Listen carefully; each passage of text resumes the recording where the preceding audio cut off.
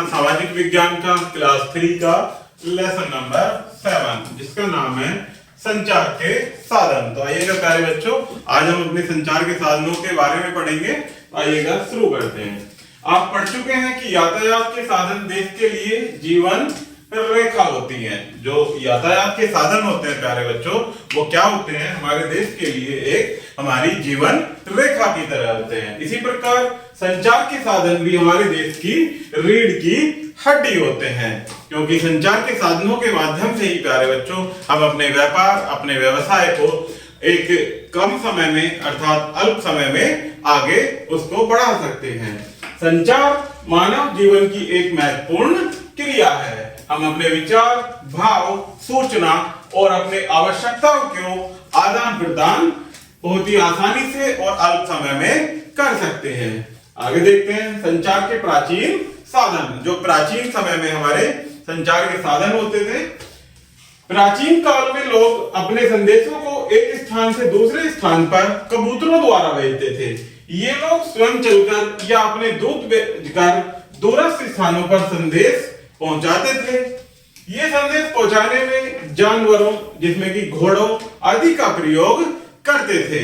जब कोई टेलीफोन या आज के वर्तमान के भांति कोई फैक्स या इंटरनेट की सुविधा तो होती नहीं थी प्यारे बच्चों, तो उस समय क्या होता था कि ये अपने संदेशों को एक स्थान से दूसरे स्थान पर जानवरों के सहायता से उन पर अपना दूत बैठाकर भेजते थे। आगे देखते हैं संचार के नवीन साधन। जो वर्तमान में संचार के साधन चल रहे हैं प्यारे बच्चों, आजकल ऐसे कई साधन हैं जो संदेशों को भेजने के लिए प्रयोग किए जाते हैं। इनमें से कुछ इस प्रकार है, जिसमें पहला है दूरभाष अर्थात जिसे आप टेलीफोन कहते हैं। नेक्स्ट है रेडियो, फिल्म, टेलीविजन, कंप्यूटर, चिन्ह, संकेत, मुद्रण या जिसे प्रिंटिंग भी कहते हैं, आवाज, लेखन, भाषण तथा फोटो। ये क्या है प्यारे बच्चों? हमारे संचार के साधन। आप इनको चित्र के माध्यम से भी देख सकते हैं प्यारे बच्चों। अब हमारे पास बहुत तीव्र और जल्द संकेत भेजे जा सकने वाले साधन उपलब्ध हैं। संचार के साधनों को दो भागों में विभाजित किया गया है, जिसमें पहला व्यक्तिगत संचार के साधन और दूसरा है सामूहिक संचार के साधन। तो आइएगा इनको हम वन बाय वन पढ़ेंगे। जिसमें पहला व्यक्तिगत संचार के साधन। व्यक्तिगत संचार के साधनों में संदेश एक व्यक्ति द्वारा दूसरे व्यक्ति को भेजा जाता है। व्यक्तिगत संचार के कुछ साधन इस प्रकार है, जिसमें पहला है पोस्ट कार्ड एवं टेलीग्राम, दूसरा दूरभाष, तीसरा फैक्स और नेक्स्ट मोबाइल और दूसरा ईमेल। तो आइए इनको वन बाय वन पहला पढ़ते हैं, पोस्ट कार्ड एवं टेलीग्राम के बारे में। संचार का सबसे प्रसिद्ध साधन पत्र है। हम पत्र, पोस्ट कार्ड, अंतर्देशीय पत्र और मोहर युक्त लिफाफे पर लिखते हैं। ये सब हम डाकघर से प्राप्त कर सकते हैं। पत्र लिखने के बाद हम पत्र को पत्र पेटिका में डाल देते हैं। इसके अपने गंतव्य स्थान तक पहुंचने में डाक विभाग के सदस्यों द्वारा कुछ दिनों का समय लगता है। इसी प्रकार से नेक्स्ट है प्यारे बच्चों दूरभाष, जिसे हम टेलीफोन या मोबाइल की तरह इस्तेमाल करते हैं। दूरभाष संचार का सबसे तेज चलने वाला साधन है।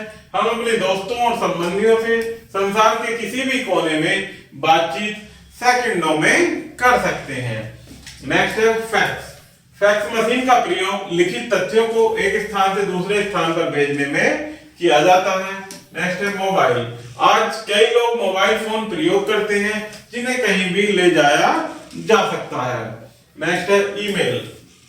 ईमेल का अर्थ है इलेक्ट्रॉनिक मेल। ईमेल की सुविधा इंटरनेट में वेबसाइट द्वारा उपलब्ध होती है।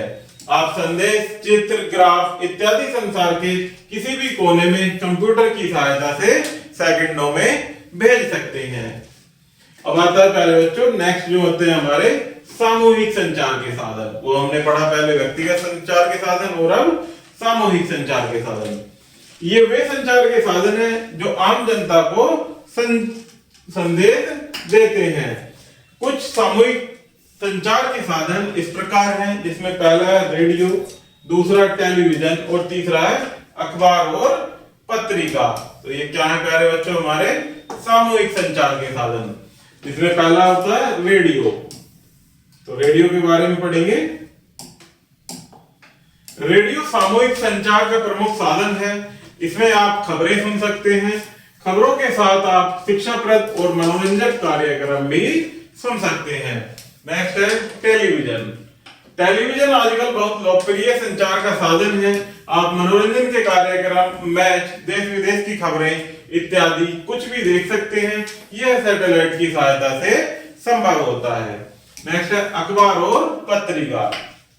अखबार प्रतिदिन छपते हैं। यह कई भाषाओं, राज्य और देश में छपते हैं।